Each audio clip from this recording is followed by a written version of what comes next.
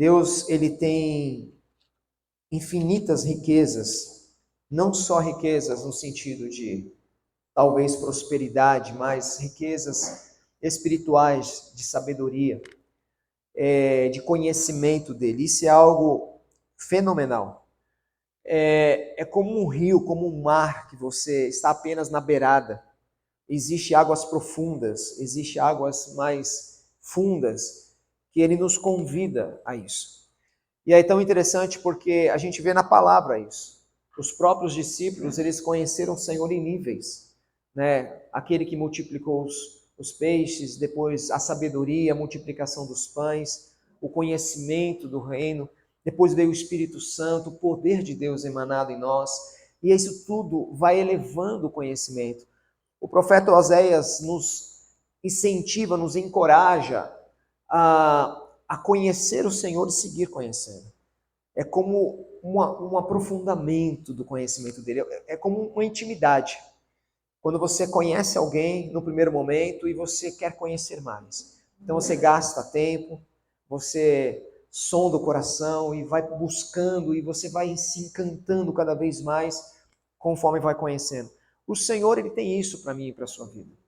Por isso que é muito pouco estarmos apenas no domingo, estarmos apenas aqui. É muito frágil, muito superficial. Então olha para a pessoa do seu lado, olha para a pessoa do seu lado e diz assim: o Senhor tem algo a mais para a sua vida. Tem coisas profundas para a sua vida. É um garimpo. É como se essa terra tivesse ouro, né? Tivesse ouro. E eu estou feliz porque eu estou pisando em uma terra que tem ouro. Mas a verdadeira riqueza está quando eu garimpo. Quando eu me esforço a pegar uma ferramenta e começar a socar o chão e arrancar essas riquezas. Isso é o que a palavra nos ensina, que o reino de Deus é tomado à força, é com esforço, é com desejo. Né? Aquele que quer encontra, aquele que busca acha. E eu louvo ao Senhor porque Cristo nos mostrou esse caminho.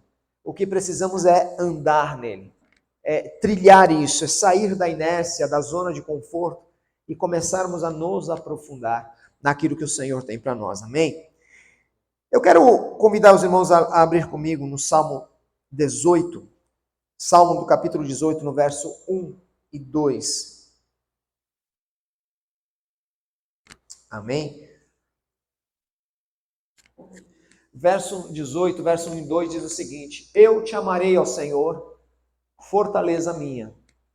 O Senhor é o meu rochedo, é o meu lugar forte, é o meu libertador.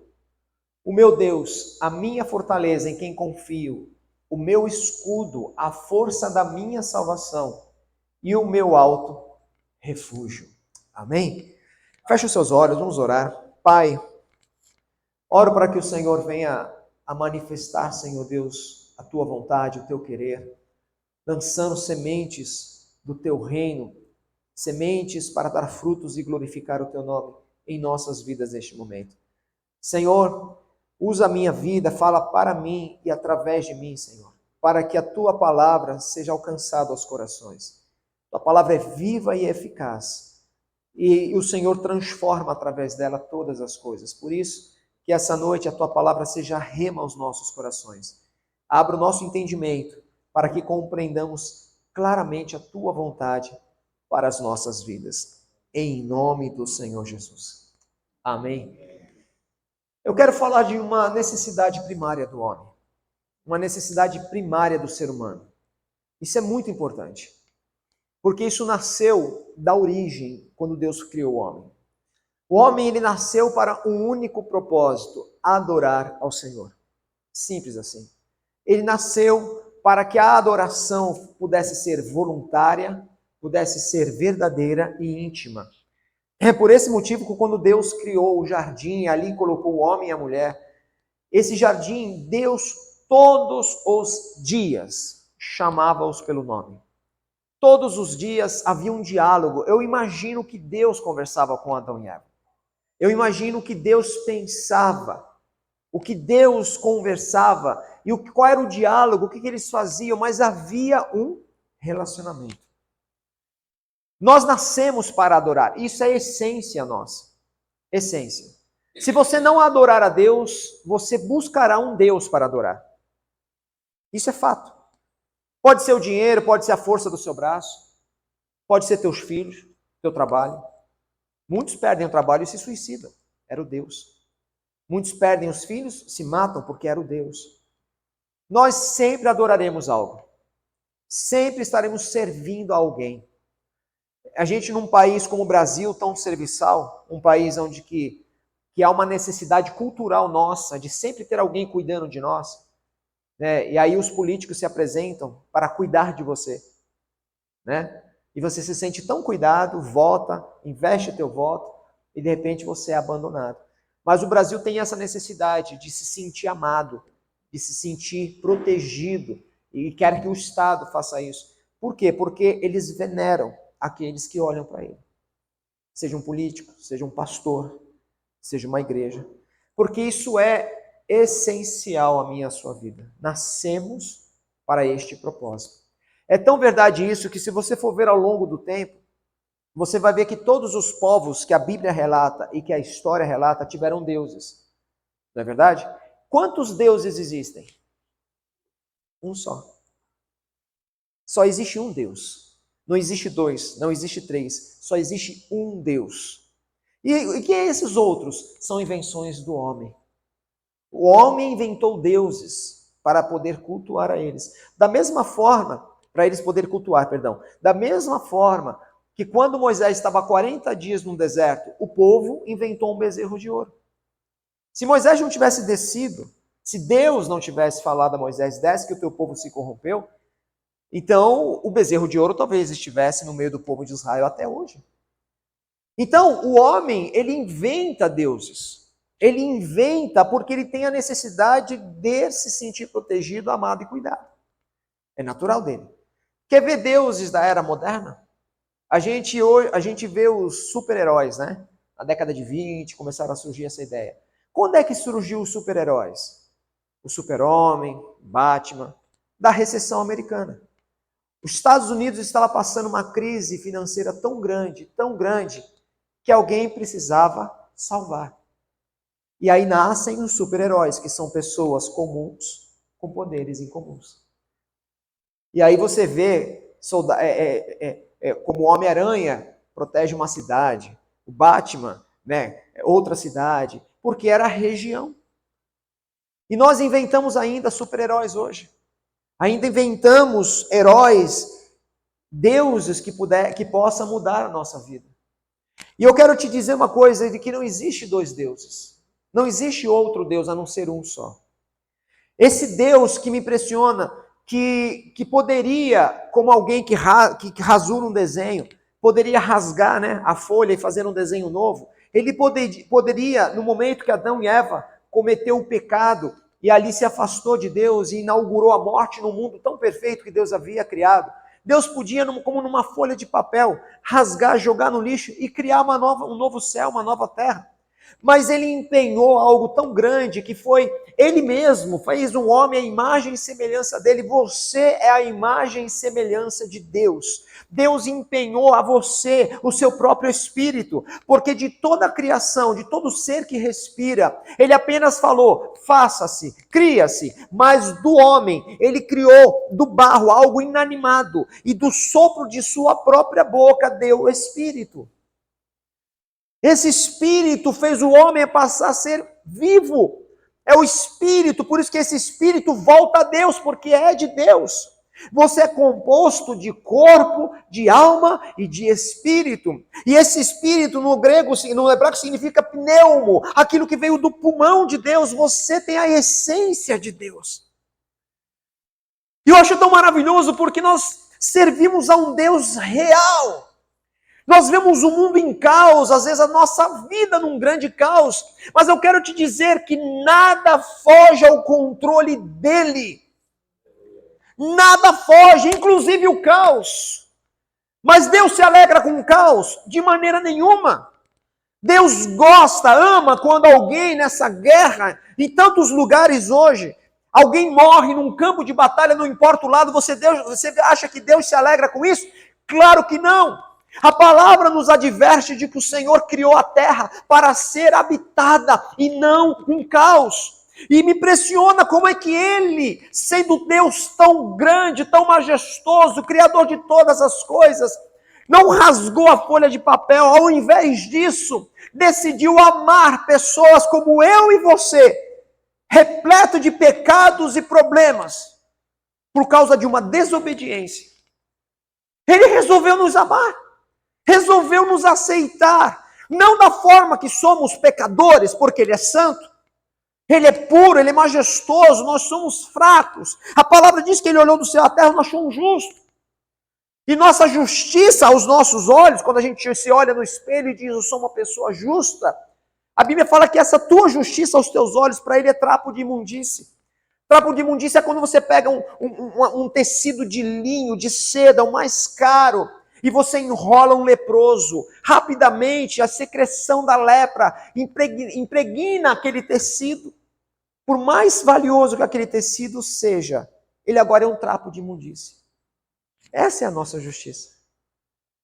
Aquilo que está impregnado em nós, você entrega, o pecado que está em ti, ele impregna tudo que você faz. Ele podia ter rasgado a folha. Ele podia ter fechado os olhos, o diabo, demônios, todos nós, podia ter sido apenas um desenho rasurado. Mas não foi o que ele fez. E é isso que torna ele Deus. É isso que torna ele grande. Porque quando ele coloca no seu coração amar e fazer algo a alguém, ele não volta atrás. Ele não recua. O mundo está buscando deuses. E ele diz, aqui estou. Se você for ver na mitologia grega, quantos deuses? Tantos deuses, os deuses do sol, da lua, Júpiter, até mesmo em inglês, o sábado, Saturday, né? Ou seja, dia de Saturno. Sunday, domingo, dia do sol, tem a ver com a mitologia grega. Tem a ver com os deuses gregos. Quando nós começamos a ver a essência nossa, nós começamos a ver que buscamos alguém que possa olhar para nós, desde os gregos. E é tão verdadeiro isso, tinha tantos deuses na Grécia, que até Paulo, ele se comoveu indo à Grécia, esperando alguns discípulos, mas ele viu tanta idolatria, tantos deuses, tantos altares, tantos incensos, que ele se comoveu, até que ele andando no meio dessas estátuas todas, encontrou ao altar a um Deus desconhecido. Os gregos tinham tanto zelo, tanto temor dos deuses, que eles fizeram um altar ao Deus que eu ainda não conheço, que eu ainda não venero, e ele pode ter raiva da gente, porque nós ainda não o percebemos. Então eles levantaram um altar ao Deus desconhecido, para que pudesse também ser venerado, embora não conheça. E Paulo subiu naquele altar e falou assim, eu quero falar do Deus que vocês não conhecem. O Deus Senhor dos céus e da terra. O Deus que é grande em todos os sentidos. E por que o Senhor quer que entendamos isso esta noite? Para você entender que Ele não perde o controle de nada. De que o teu Deus vive. Se você crê no Jeová Jireh, se você crê no Senhor que criou os céus e a terra, então eu quero que você entenda essa noite de que tudo que está acontecendo na sua vida, por pior que possa parecer aos teus olhos, está de certa forma no controle. Eu vejo que o Senhor, Ele nos ensina a confiar nele. Ele nos ensina a andar debaixo do conselho dele. Sabe aquela criança que está brincando num parquinho? Tem tudo para dar errado no parquinho. É muita criança correndo, pode esbarrar. Você correndo pode cair.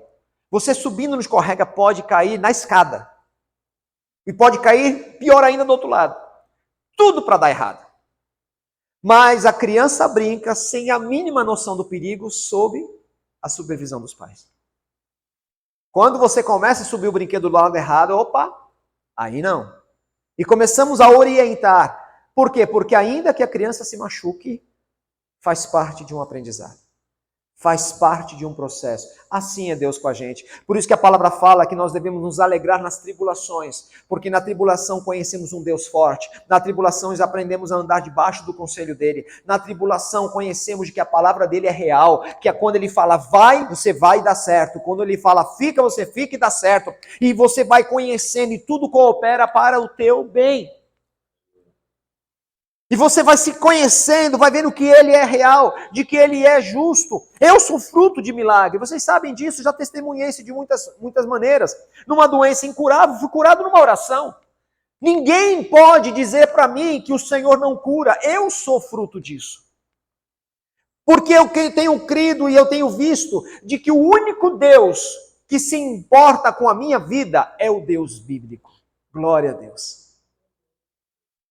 Certa vez eu conversava com uma pessoa, ela dizia justamente sobre esse tema, e ela falava assim: eu acredito em Deus. Num Deus que me ama, que me entende, que me aceita, que me ajuda. Eu falei: que bom. Só não acredito na Bíblia. Eu não acredito na Bíblia. A Bíblia para mim foi mexida, ela foi manipulada, ela foi distorcida. Eu não acredito em nada. Eu perguntei para ela: de onde você tirou esse Deus então? De onde você tirou esse Deus que te ama? Me mostre no mundo um Deus que ama um homem. Não tem. Não tem. Os deuses dos elementos são deuses dos elementos. Trabalhei 1 ano na tribo indígena. Quando eles vão caçar, eles reverenciam os deuses da mata. E eu perguntei: mas por que vocês reverenciam os deuses da mata? Porque se nós não dermos oferendas, nós não recebemos a nossa caça. Aí eu pergunto: o que é que os deuses da mata gostam mais? Das ofertas ou dos filhos dos índios? Das ofertas. Porque se você não ofertar, não importa se você tem filhos, você não vai caçar nada. Porque os deuses que nós conhecemos no mundo são deuses de coisas. Você pode pensar em qualquer deus aí. São deuses de coisas. O Deus do sol, Deus do sol. Deus da lua, Deus da lua. Deus do mar, deusa do mar, deusa do mar. Deusa da terra, da terra. Qual é o Deus de pessoas que você conhece? Somente o Deus bíblico. Somente o Deus que a Bíblia revela é o Deus de homens, de pessoas. O Deus que olha para mim e para você e nos conhece pelo nosso próprio nome. Um Deus pessoal, um Deus real. E por que você tem que entender isso essa noite? Porque o salmista, ele declarou o amor do Senhor, o amor pelo Senhor. Como nós precisamos amar ao Senhor. Agora veja, toda a culpa que nós temos, todo problema que nós temos, nós reportamos aos deuses, não é assim? Não é assim, nós culpamos sempre alguém? Presta bem atenção, a palavra diz que o Senhor é refúgio. Ele é fortaleza, Ele não é culpado de nada, pelo contrário, no caos de nossas vidas, no caos da nossa existência, o Senhor na plenitude dos tempos enviou Jesus, e Jesus é a maior prova do amor dele, porque havia uma condenação para a sua vida, havia uma condenação para a minha vida, uma cédula, porque Deus é justo. Preste atenção numa coisa, Deus é justo, Ele é muito claro nas suas regras, Ele diz que a alma que pecar, essa morrerá. Ele falou para Adão: não coma deste fruto, não faça isso, obedeça. E aí Adão então ignorou isso e comeu do fruto, e inaugurou a morte, a maldição na terra, e inaugurou tudo de ruim que nós conhecemos. Toda a maldade aflorou do coração de Adão. Presta bem atenção numa coisa: Adão e Eva estavam juntos, felizes, inocentes, puros. Quando comeram do fruto, a palavra diz que eles tiveram vergonha, porque estavam nus. Você acha que os dois foram juntos tentar tapar a sua nudez, ou foram separados? Foram separados, eles tinham vergonha um do outro. Para você ver que o pecado separa casal, o pecado separa as pessoas, o pecado nos faz nos esconder das pessoas que estão do nosso lado. E Deus, Ele então envia Jesus para pagar a nossa dívida e rasgar a cédula que era contra nós. E a palavra lá em João 3,16, que é o versículo mais lido no mundo, diz o quê? Que Deus te amou de tal maneira que enviou o seu Filho Jesus, para que você, crendo nele, não pereça, mas tenha a vida eterna. O salmista, ele começa a declarar ao Senhor: eu te amarei, ó Senhor. Por quê? Porque neste mundo de caos, tu és a minha fortaleza. Fortaleza é lugar forte. Fortaleza onde os reis se refugiavam. Era o lugar onde os exércitos tinham dificuldade de chegar. Muitas fortalezas medievais eram praticamente intransponíveis para a tecnologia da época. O Senhor é o meu rochedo. A gente vê cidades como Gramado e outras cidades no mundo, no sul inclusive, sabe, cedendo, o solo encharcado, e começam as construções ruírem, porque o solo começa a se desfazer. Mas a palavra, o Senhor Jesus nos ensina que quando você constrói a tua casa sobre a rocha, vem os ventos, vem a chuva, transborda os rios, mas a casa não rui, porque o Senhor é rochedo. Não importa o quanto os elementos vêm contra a sua vida, o Senhor jamais permitirá que a sua casa seja demolida. Por isso que o salmista declara: tu és a minha rocha, o meu rochedo, o meu lugar forte, de novo, o meu libertador. Quando há momentos de pressão, de travamento, momentos de cárcere, ele liberta. O meu Deus, a minha fortaleza, novamente, em quem confio? Nós confiamos na força do braço, na nossa estratégia, confiamos no banco, confiamos em tantas coisas, mas o salmista fala: não confio em ninguém, eu confio em ti. Em ti, o meu escudo, quando vem as setas contra você, ele é escudo, a força da minha salvação, meu alto refúgio. Sabe o que eu quero que você entenda essa noite? É que nós não estamos falando de alguém pequeno, mas alguém grande. Aí eu pergunto: por que nós tememos? Por que nós sofremos? Por que nós ficamos afastados dele como Adão fez? Por que nós fugimos de Deus quando não nos sentimos bem? Porque quando nós não nos sentimos bem, nós não queremos orar, não queremos ler a Bíblia, não queremos vir para a igreja, nós nos afastamos do único que pode nos garantir segurança, vitória, graça e vida. E aí nós buscamos novos heróis. Novos super-heróis. Sabe quais são os super-heróis dentro do mundo gospel, dentro da igreja? Os profetas. Os pastores que oram por você e falam sobre a sua vida. Deus pode usar homens e mulheres para falar algo a você? Claro. Eu não duvido disso. É poder de Deus. Mas tem muita gente que vai para as igrejas só para ouvir isso. Olha, o pastor, aquele pastor que profetiza, ele vai estar aí. E todo mundo, uau! E fica fazendo fila para ouvir aquilo que Deus já falou. E quantas pessoas são enganadas por causa disso? Quando nós aprendemos a ouvir ao Senhor no meio dessas vozes todas, você vai ver que até mesmo no meio da prisão, como José, você verá a graça dele. A Bíblia fala que Deus fez José prosperar na prisão. Olha só, quem prospera na prisão? José. Quando você é um homem, é uma mulher de Deus, saiba de que Deus te prospera até na tua adversidade. Até na tua adversidade. Abra comigo lá em Jeremias 31:3. Olha as promessas que o Senhor, esse Deus que nos criou, antes da fundação do mundo. Jeremias 31:3 diz assim: há muito que o Senhor me apareceu dizendo: porquanto com amor eterno te amei, por isso com benignidade eu te atraí. O Senhor nos amou com amor eterno. E como é que ele nos atraiu? Com bondade. Quem é que está aqui porque está tudo bem? Ninguém. Eu não aceitei Jesus porque estava tudo bem. Eu aceitei Jesus na minha vida porque eu percebi que a minha vida na minha mão ia dar ruim. É como um carro na mão de alguém que não sabe dirigir bem. Vou bater, ou cedo ou tarde. Então eu entreguei a minha vida para quem cuida melhor. Eu tinha 16 anos quando eu percebi isso. Vi meus amigos bebendo, meus amigos tomando decisões erradas. Muitos deles nem estão vivos mais. E eu falei: não, eu não sei o futuro. Eu não sabia nem a mulher que eu ia casar, se a mulher que ia casar teria validade, né? Dura 10 anos como uma boa mulher, depois vira uma má mulher. Sei lá. Eu não sabia de nada. Quem poderia garantir meu futuro, minha família?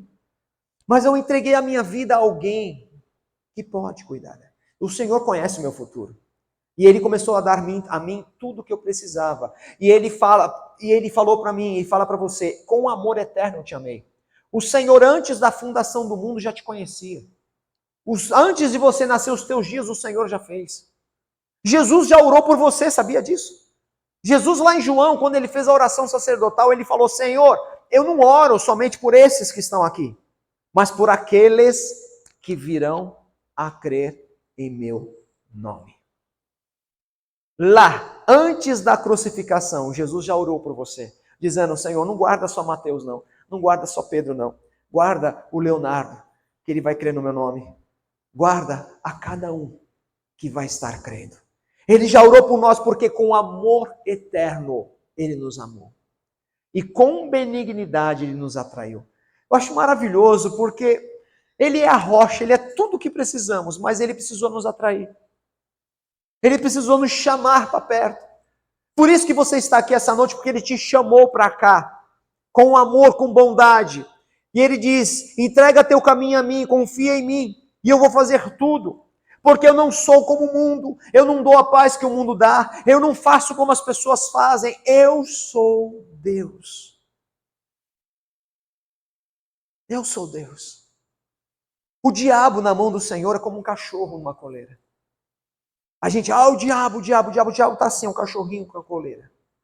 O Senhor, o diabo vai até onde o Senhor quer que ele vá. No momento que o Senhor puxar a coleira, acabou.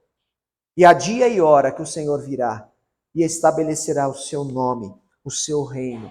Ele estabelecerá a sua paz. E Satanás, com todos os seus demônios, serão expulsos do reino do Senhor Jesus. Porque ele disse que o seu filho seria rei e o seu reino não teria fim. Glória ao Senhor Jesus. O Senhor te ama. O Senhor, ele fala, com amor eterno, não acaba, eu te atraí. Lá em 1 Coríntios fala, quem nos separará do amor de Deus? A altura, a profundidade, as coisas do presente, do porvir? O que nos separará? Nada nos separa do amor de Deus. Nada nos separa, nem os teus erros podem separar do amor de Deus. Lógico que os nossos erros nos trazem consequências, mas o Senhor nos ensina. Como a palavra diz que ele pegou Efraim pelas mãos e ensinou a andar. E essa noite o Senhor, ele está te ensinando a ver que você não está adorando a um Deus morto, não está adorando a um Deus fraco, não está adorando mais um Deus. O Senhor essa noite se revela como alguém próximo, alguém que quer entrar na tua história, quer resolver os teus problemas, quer curar as tuas feridas, quer curar o teu corpo. Ele entra na sua vida essa noite e ele convida você a abrir o coração para que ele possa entrar e transformar a sua vida de dentro para fora. O mundo está ficando cada vez mais doente, cada vez mais, difícil de entender. As pessoas hoje estão imitando porcos, as pessoas estão imitando cachorros, andando em shopping vestido de cachorro e dizendo, eu me sinto um cachorro. O mundo está doente porque perdeu a sua identidade. E só existe uma forma de resgatarmos isso. Voltarmos para a criação, para o alfa, que é o princípio, e reconhecermos de que sobre nossas vidas, e neste lugar, existe um Deus forte, rocha, salvação, libertação, escudo, e que me ama, e que me atrai com bondade. Glória a Deus. Nós somos atraídos por bondade. Ou você acha que é ruim estar aqui essa noite? Ou você acha que é ruim estarmos neste lugar?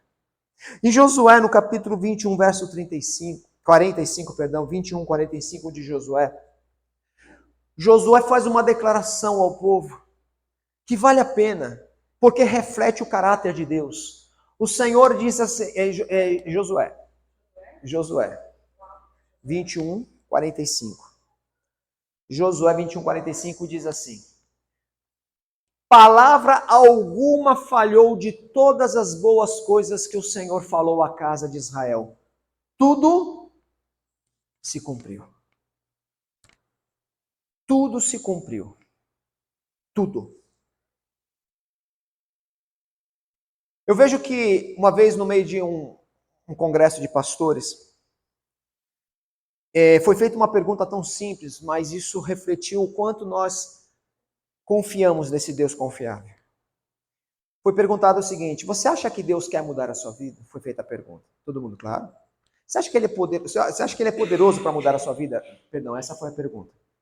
Não, ele é poderoso. Você acha que ele é poderoso para curar enfermidades? Sim. É poderoso para perdoar? É. Você acha que ele é poderoso para ouvir tua oração agora? Para tocar no teu coração agora? Sim. Aí foi mudada a pergunta. Você acha que ele quer fazer isso em você? Você acha que Deus, ele quer tocar em você? É interessante que uma pergunta tão simples que deveria ser assim, foi não sei. Porque quando nós olhamos para Deus, nós olhamos as nossas falhas e não quem Ele é. Aí muitos responderam, eu acho que não, porque eu não sou digno. Eu não sou merecedor. Não, Ele não vai me aceitar porque, nossa, não sou nem de perto o que Ele quer que eu seja. Então Deus é poderoso, Ele é capaz, mas Ele não quer, porque eu sou falho. Só que a palavra diz que o Senhor, Ele prova o seu amor que morreu por nós, sendo nós ainda pecadores. Ele não morreu por você porque você era santo. Ele morreu por você porque você era um pecador. Então o Senhor, Ele quer fazer isso. É por isso que eu sou um pregador essa noite. É por isso que eu abro a minha boca e falo isso, e leio isso, e me alimento disso. Porque nós estamos falando de um Deus que quer. Eis que estou à porta e bato. Eis que o Senhor, Ele quer entrar na minha, na sua vida e trazer toda a segurança que no Salmo 18 nós lemos. No Salmo 18, refúgio, fortaleza, porque Josué mesmo declara de que ele não deixou falhar nenhuma das suas promessas. O Senhor, Ele entra na sua vida e Ele cumpre cabalmente tudo o que prometeu. Tudo. Quando eu comecei a ter meu problema de enfermidade, muitas pessoas chegaram para mim dizendo, o Senhor vai te curar. Eu me lembro que eu era menino na Santa Casa em Santos, sozinho no quarto, e eu estava lendo a Bíblia, perguntando para Deus o porquê, eu tinha uns 10 anos, e todos correndo, brincando, e eu tentando entender o meu momento, tentando entender a situação, e mal podia imaginar que 16 anos depois o Senhor me curaria. De forma milagrosa, de forma sem explicação, mas nenhuma das suas promessas vieram a cair por terra.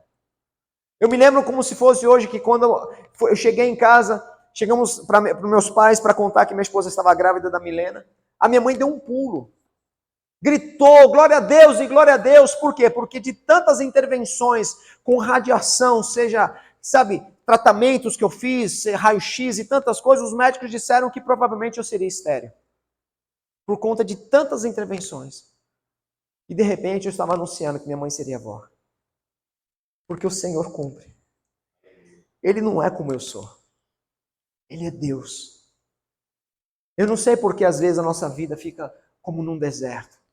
Mas o que eu sei é que o Senhor também está com a gente no deserto. Eu sei que também nos momentos difíceis Ele está ali. Ele estava ali na minha cama quando eu estava doente. Ele está hoje na tua luta. Ele está hoje na tua situação. Porque Ele é Deus. Ele é rocha, é refúgio. Ele veio, enviou seu Filho para que todo aquele que nele crê pudesse ter a vida dele. Ele em nós e nós nele. Amém? Amém. Nós não estamos falando de algo pequeno, mas de algo grande. Quando nós falamos do Senhor, nós nos colocamos em nosso lugar. Quando nós falamos de um Deus majestoso, nós entendemos o nosso papel nisso. A palavra diz, aquietai-vos e sabei que eu sou Deus. Nós somos criação dele. Nós precisamos começar a ver muito mais quem Ele é do que aquilo que Ele pode fazer na nossa vida. Presta bem atenção nisso. Quanto mais você conhecer o Senhor, mais abundante Ele será na sua vida. Não busque respostas para os teus problemas. Busque descansar debaixo da sombra dEle. Não tente entender a tempestade. Entenda quem está contigo no barco. Não tenta perguntar para Deus o porquê as coisas estão acontecendo dessa forma. Não pergunte isso. Só pergunte, o Senhor está comigo, Pai? Porque quando Davi tinha inimigos para se aproximar, quando tinha exércitos se acercando para lutar com ele não perguntava, por que, Senhor, o exército está vindo? Ele perguntava para o Senhor, Senhor, eu vou à guerra, o Senhor vai comigo? E o Senhor disse, eu vou contigo. Então já venci a batalha.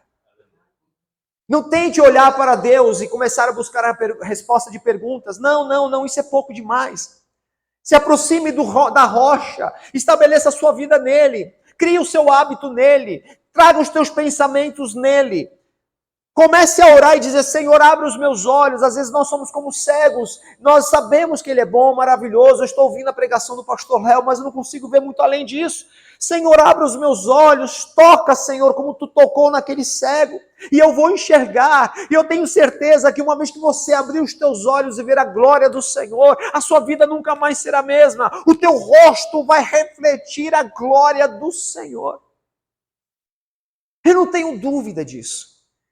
E para concluir, amados, abra comigo lá no Salmo 66, verso de 1 ao 9.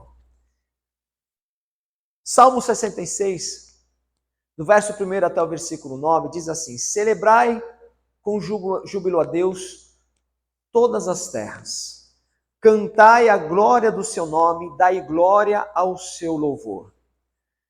Dizei a Deus, quão tremendo és tu nas tuas obras, pela grandeza do teu poder se submeterão a ti os teus inimigos. Todos os moradores da terra te adorarão e te cantarão o teu nome. Vinde e vede as obras de Deus, é tremenda nos seus feitos para com os filhos dos homens.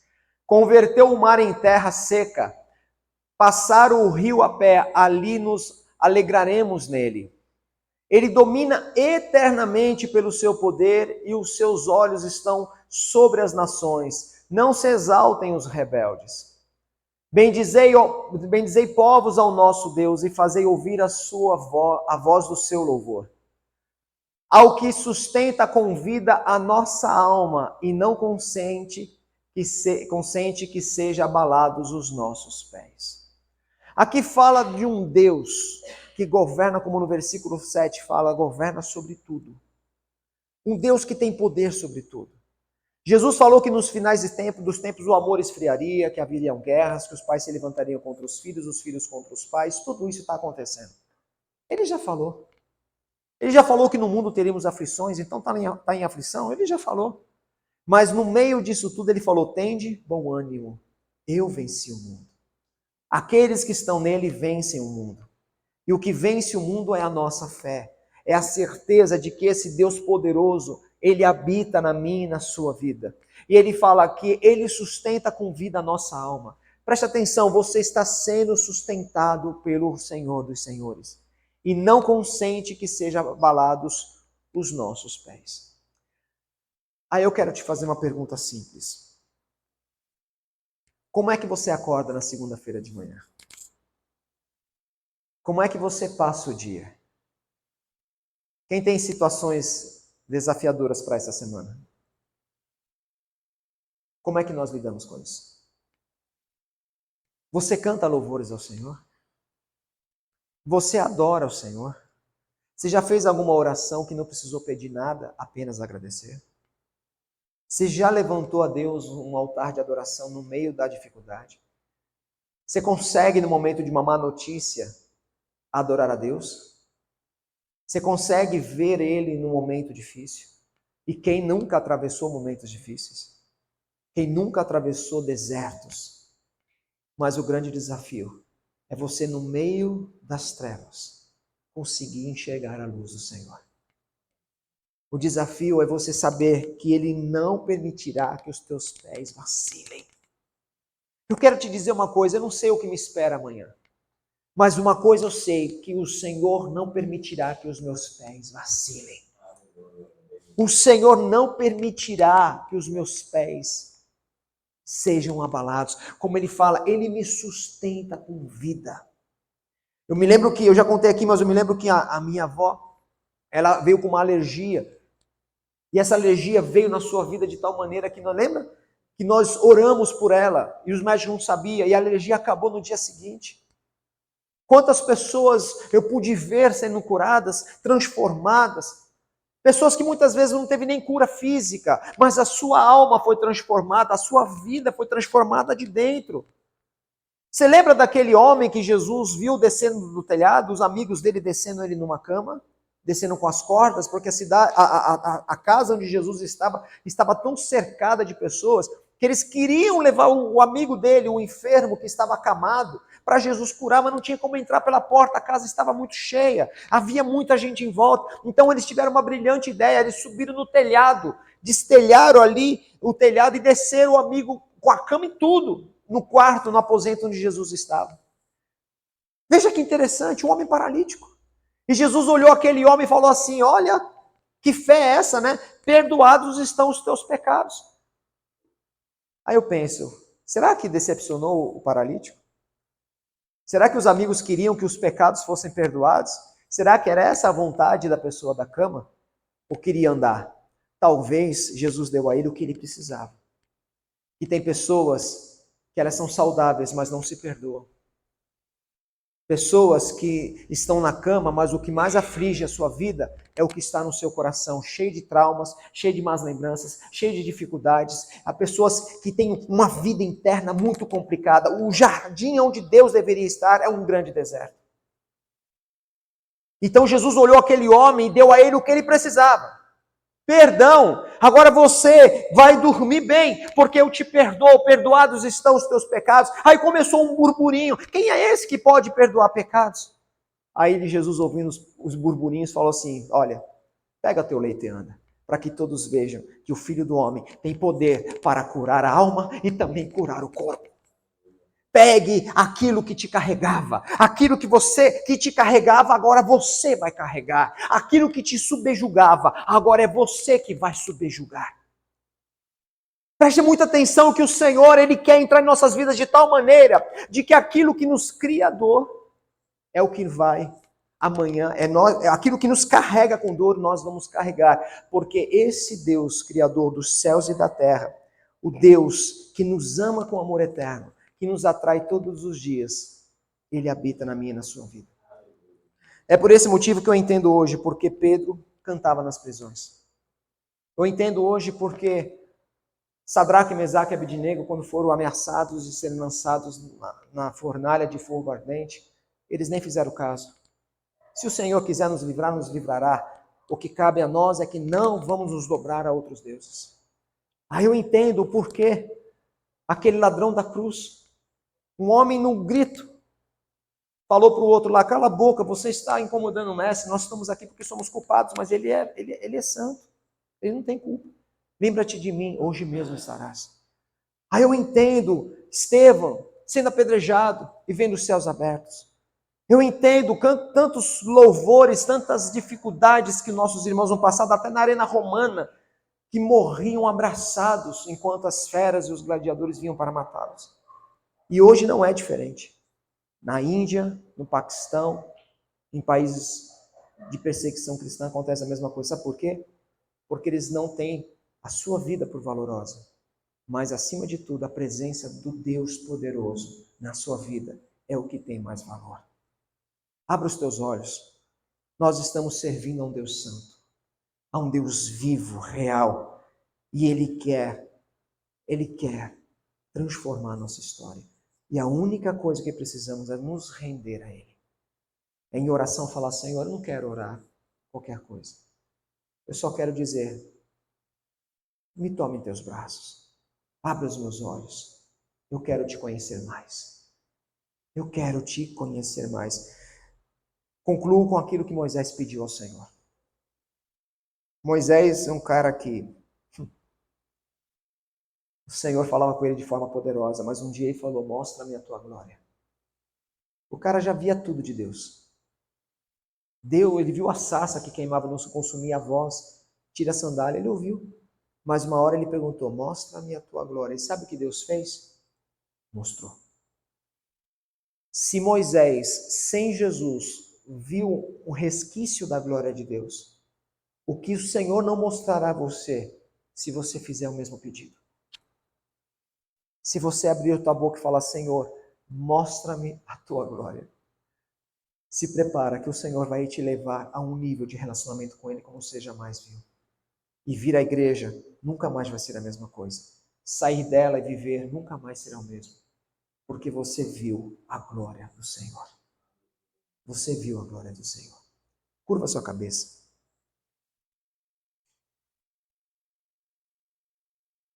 Senhor Pai, eu sei que o Senhor está neste lugar. Eu sei que o Senhor é real, Pai. E toda essa palavra, essa pregação não tem a ver comigo, não tem a ver com ninguém nesse lugar. mas tem a ver contigo, Senhor. O Senhor conhece cada coração neste lugar, cada coração que está aqui, coração também daqueles que ouvirão essa pregação futuramente. Por isso eu peço que o Senhor venha, Deus, a revelar-se a nós. Não existe outro caminho, não existe outro refúgio, não existe outra salvação a não ser o Senhor. Por isso, Pai, eu te peço essa noite, Deus, quebra os corações de pedra, Senhor, e faça corações de carne. Homens e mulheres que te conhecem não de ouvir falar, mas porque os seus olhos te viram. Senhor, meu Deus, nos livra desse tempo ruim e nos escondendo em ti, meu Pai, no teu esconderijo, Senhor. Venha, Senhor Deus, a nos encher da tua unção, da tua presença, Pai. Que a cada dia a tua presença seja real em nossas vidas. Que o Senhor venha, Deus, a moldar nossos pensamentos, vontades, desejos, palavras, de forma a glorificar o teu nome em tudo que temos e em tudo que somos. Pai, queremos te adorar, Senhor Deus, pelas nossas decisões, por tudo que venhamos a fazer. Queremos que o teu nome seja engrandecido nos frutos do nosso trabalho, como resultado do relacionamento contigo, Senhor. Pai, essa noite quebra os grilhões, as amarras, derrama a unção que despedaça o jugo e manifesta o teu poder, Pai. Queremos fazer de ti o nosso castelo forte, a nossa segurança, o nosso refúgio, a nossa alegria, o nosso lugar de refrigério. O Senhor é o nosso pasto verdejante, o Senhor é a nossa segurança, a fortaleza, vida. Tudo está em ti, meu Pai. Em nome do teu Filho Jesus, e eu creio que a tua vontade para este lugar e para a vida de cada um se cumprirá, porque o Senhor é poderoso para começar a obra e é poderoso para concluir a obra, Senhor, nos elevando ao conhecimento de que tudo está em ti, todo o querer e todo o efetuar. Em nome do teu Filho Jesus, nós te louvamos. Amém.